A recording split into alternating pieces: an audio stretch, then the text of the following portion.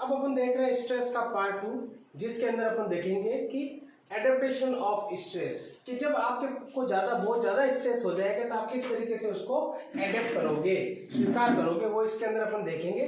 तो इसके लिए सबसे पहले दो साइंटिस्ट थे जिनका नाम है हैंस एंड सेले, जो 1945 के अंदर क्या हुआ, एक गैस का मतलब जनरल एडेप्टेशन सिंड्रोम करके उन्होंने एक थ्योरी दी कि जनरल एडेप्टेशन सिंड्रोम के किस तरीके से जब आप बार बार एक ही स्ट्रेस के संपर्क में आते हो तो किस तरीके से आपकी बॉडी उसको एडेप्ट कर लेती है, that is the general adaptation syndrome. तो अगर इसकी बात करें कि जब कोई भी स्ट्रेस आपकी बॉडी में आता है और वो आमतौर पे जब वो नॉर्मल मैकेनिज्म आपकी बॉडी में नहीं कर पाएगा, आपकी बॉडी उसको कंपनसेट नहीं कर पाएगी, तब वो क्या करते हैं, उसको स्वीकार कर लेते हैं, दैट इज द एडेप्टेशन। और जब वो कौन सी हालत में होगा, जब आपका स्ट्रेस क्या होगा, एक्सट्रीम, बहुत ज्यादा तीव्र होगा और साथ ही लंबे पीरियड तक चलने वाला होगा, तब आपकी बॉडी उसको एडेप्ट कर लेगी।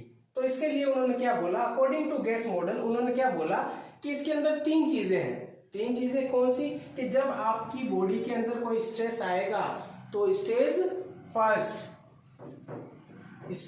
फर्स्ट आपकी बॉडी अलार्म देगी। अलार्म कैसे देगी, कि आपकी बॉडी उसके लिए प्रिपेयर हो जाएगी कि हाँ अब आपके पास एक स्ट्रेस आया है, अब उसको कंपनसेट करना है, तो खुद को पहले प्रिपेयर करेगी और फिर उसके बाद में इंक्रीज अराउजल आपकी बॉडी के अंदर उसके सिम्टम्स बताएगी।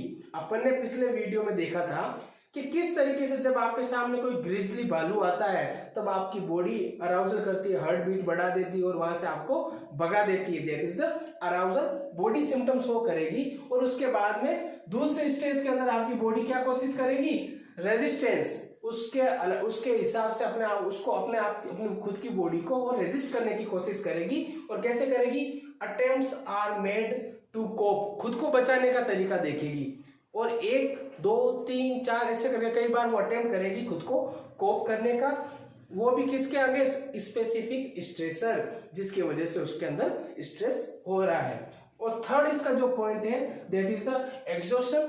अगर एग्जॉशन की अगर अपन बात करें तो बॉडी क्या करती है, उसको जब लंबे टाइम तक वो उसको क्या नहीं कर पाती, रेजिस्ट नहीं कर पाती, तो वो क्या करते हैं, अपने फिजियोलॉजिकल चेंजेस और उनको ब्रेक डाउन करके उसको अपने आप में क्या कहते हैं, संभालना शुरू कर देती है कि हाँ अब अपन को इसके साथ जीना है, दैट इज द स्ट्रेस या एडेप्टेशन ऑफ स्ट्रेस। तो अपन को पता लग गया क्या होता है, body can't go longer.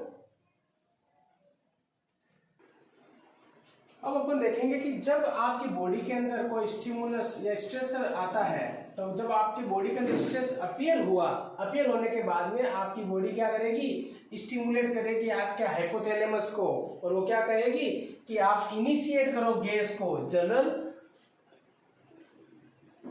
Gas को आप क्या करेंगे, स्टार्ट करेगी। और इस स्टार्ट में क्या होगा कि इसमें दो पाथ बनाया है, दो पाथ किस तरीके से आप क्या करोगे, इसको यानी एक्सेप्ट करोगे कि आपको स्ट्रेस आ रहा है, दैट इज द गैस। जब गैस इनिशिएट हो जाएगा तो गैस इनिशिएट होगा तो दो पाथ में होगा। दो पाथ कौन कौन से, फर्स्ट पाथ जो उन्होंने बताया है वो है कि आपका ऑटोनॉमिक नर्वस सिस्टम और आपका एड्रिनल मेडुला, वो क्या करेगा कि ये आपको पहले हार्मोन्स प्रोड्यूस करेगा, और हार्मोन प्रोड्यूस करने में क्या करेगा, ये इनिशिएट करेगा सेट ऑफ रेस्पॉन्स, ये शुरू करेगा कि अपन को किस तरीके का रेस्पॉन्स देना है। अगर अपन फ्लाइट और फाइट की बात करें तो यहाँ पे ये रेस्पॉन्स आता है कि या तो भिड़ो या भाग जाओ। उसमें क्या होगा, जब सेट ऑफ रेस्पॉन्स सेट करेगा और उसी के बाद में क्या होगा, अलार्म रिएक्शन, यानी आपको पता लगेगा कि अभी आया, अपन इससे भिड़े या भाग जाए। और दूसरे पाथवे की बात करें जो होता है रेजिस्टेंस का मतलब वो उससे पक जाएगा कि हाँ कैसे भी होगा तो अपन इसको देख लेंगे। तो ये क्या करता है, इसमें इंक्लूड होने वाली चीज ये है कि एंटीरियर पिट्यूटरी जो आपकी ग्लैंड है वो क्या करती है, एड्रिनल कॉर्टेक्स में इंपल्स और हार्मोन्स भेजती है, जो कहती है कि ये आपको इससे फेस करना है। किस तरीके से, ये जब काम करेगी, जब ये आइडिया काम नहीं आएगा तो वो क्या करेगा, ये कि ये धीरे धीरे क्या करेगी, आपको उस चीज का हैबिचुअल बना देगी और आपको पता लग जाएगा कि अब तो अपन इसको क्या करेंगे, इसको लंबे टाइम तक लेंगे। तो ये क्या है कि जो दूसरा रेजिस्टेंस वाला है वो क्या करेगा, लंबे टाइम तक टिके रहने वाला पाथ है और ये ज्यादा ही अपन इसको क्या करते हैं, ज्यादा काम में ले। जब ये काम नहीं आएगा तो ये काम या तो हाथात उसका निवारण कर दो या निस्तारण कर दो, और दूसरा अगर ये नहीं होता तो लंबे टाइम तक अपन क्या करेंगे, उसको रेजिस्ट हो जाएंगे। अब अपन खुद परिपक्व हो जाएंगे जिस तरीके से टीकाकरण होता है। एक लाइव वैक्सीन आपकी बॉडी में डाल को आपको उसको रेजिस्ट करना सिखा देती है, वो सारी चीजें इसमें देखने को मिलती है। आगे बात करेंगे कोपिंग विद स्ट्रेस। जब आपको स्ट्रेस आएगा तो आप किस तरीके से बचाव करोगे, उस बचाव के तरीके, मेनली 3 तरीके जिनके बारे में अपन बात करेंगे। देखिए,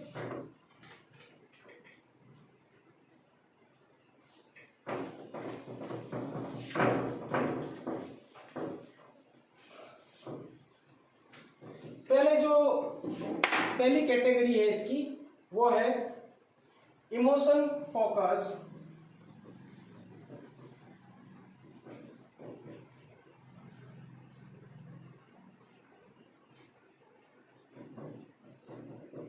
इमोशन फोकस। दूसरा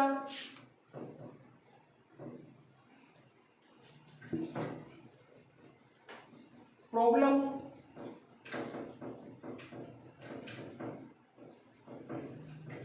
फोकस, और तीसरा है अवॉइडेंस। अगर यहाँ पे बात करें कि जब आपके सामने कोई स्ट्रेस आएगा तो आप उसकी कोपिंग मैकेनिज्म, खुद को कोप करोगे, तो इसके अंदर जो अगर पहले की बात करें इमोशन फोकस में अगर अपन बात करें तो इसके अंदर क्या होता है कि ये सबसे पहले परसीव करेगा कि प्रॉब्लम क्या है। तो पहला है इसमें परसीव द प्रॉब्लम, ये प्रॉब्लम को परसीव करेगा कि इसमें क्या है और क्या नहीं है। जैसे कि इसमें एग्जांपल के तौर पे देखें तो ये आपको सिंपैथी प्रोवाइड करवाएगा, साथ ही साथ सोशल कोलैबोरेशन बढ़ा देगा कि आपके साथ समाज वाले जुड़ जाए, या इसको बोले सोशल सपोर्ट। और अगर तीसरी की अगर बात करें डिनाइल ऑफ स्ट्रेस,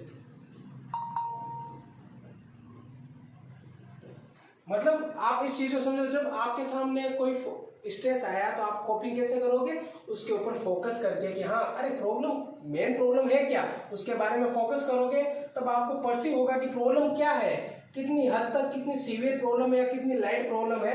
और अगर उसकी एग्जांपल देखें तो आप लोगों से सिंपैथी कि नहीं मैं ये काम नहीं करूँ, आप कर दो, या मेरी वजह से ये हो गया, इसकी वजह से ये हुआ, तो आप ये। दूसरा सोशल सपोर्ट, सोसाइटी से सपोर्ट मांगोगे।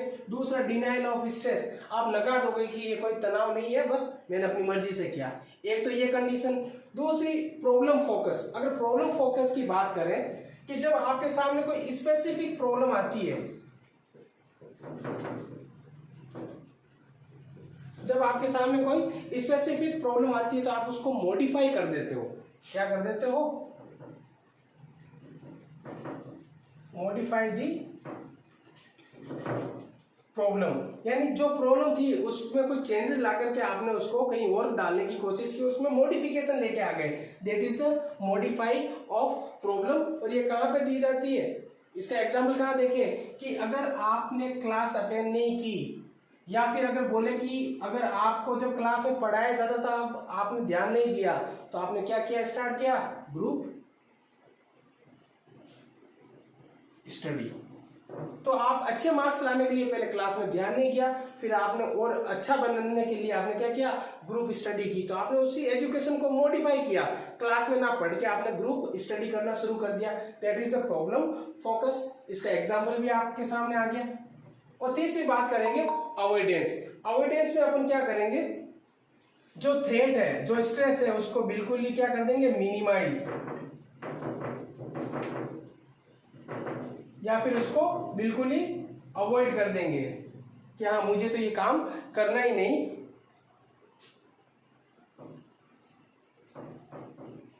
थ्रेटनिंग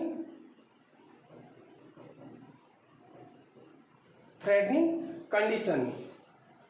और यही सबसे अच्छा तरीका क्या होता है कि आप क्या हो जाते हो, it more effective in dealing with short term threat. अगर इसकी बात करें कि जब आपकी डेली लाइफ के अंदर छोटे छोटे स्ट्रेस आते हैं तब आप उसमें क्या करते हो, इसको डील करते हो। तो इसके लिए अपन यहाँ बोलते हैं डीलिंग,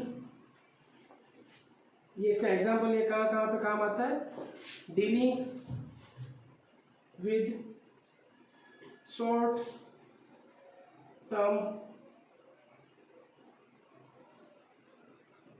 थ्रेट। तो यहां पे अपन ने देख लिया कि जनरल एडप्टेशन के अंदर कौन कौन से है और कौन कौन सी चीजें नहीं है। तो इसमें मेन चीजें थी कि किस तरीके से आप कोपिंग मैकेनिज्म अपनाओगे, अपने आप को कोप करोगे, बचाव करोगे। तो बचाव करने के 3 तरीके बताए थे साइंटिस्टों ने। तो पहले इमोशन के ऊपर फोकस करना, दूसरा प्रॉब्लम के ऊपर फोकस करना, तीसरा उस प्रॉब्लम को ही अवॉइड कर देना। इसके अंदर अपन ने देखा कि पहले अपन परस्यू करेंगे कि क्या प्रॉब्लम है, फिर उसके बाद में परस्यू करके उसका निजात पाने की कोशिश करेंगे। कैसे, अपन सिंपैथी लेंगे कि हाँ गलती से काम हो गया। दूसरा कि सोशल सपोर्ट, के मेरे अकेले से मैं इससे निजात नहीं पा सकता, आप मेरा सपोर्ट करें। या दूसरा आप क्या करोगे, ये कोई तनाव नहीं, उसको स्ट्रेस को बिल्कुल ही डिनाइल कर दोगे। दूसरा प्रॉब्लम फोकस, प्रॉब्लम में अपन जो भी प्रॉब्लम आती है उसको मॉडिफाई करते हैं। जैसे कि आपने क्लास में नहीं पढ़ा तो आपने कहा आप क्या करें, अच्छे मार्क्स नहीं आएंगे तो आपने ग्रुप स्टडी कर दी, तो मॉडिफाई किया। पढ़ तो आप क्लास में भी रहे थे लेकिन पढ़ नहीं पाए तो आपने उसको मॉडिफाई करके ग्रुप स्टडी साथ में कहीं बैठ के 4-5 दोस्त शुरू कर दिया। That is the example of problem focus. और तीसरा अवॉइडेंस, जो स्ट्रेस है, जो तनाव है, आप उसको बिल्कुल ही नकार दोगे। जैसे कि डेली लाइफ वाले स्ट्रेस, एग्जांपल के तौर पे बार बार हॉर्न बजा रहा है तो आपने अपने हेलमेट लगा रखे उसके ऊपर ध्यान नहीं दिया। आपको बार बार ज्यादा पोल्यूशन हो रहा है या आपको कोई इरिटेट कर रहा है, आप उसके पास नहीं बैठोगे, उसको अवॉइड करना शुरू कर दोगे। अगर आप किसी से रेजिस्ट नहीं कर सकते तो उसको अवॉइड यानी उसको इग्नोर करना शुरू कर दो। That is the third stage of coping of stress, that is avoidance. इसी के साथ आप नेक्स्ट वीडियो देखने के साथ साथ उसको लाइक करते रहे, सब्सक्राइब करते रहे और बेल आइकन पे क्लिक कर दें ताकि आपको आगे साइकोलॉजी नर्सिंग सब्जेक्ट के आपको नोट्स प्रोवाइड होते रहे ऑनलाइन। Thank you.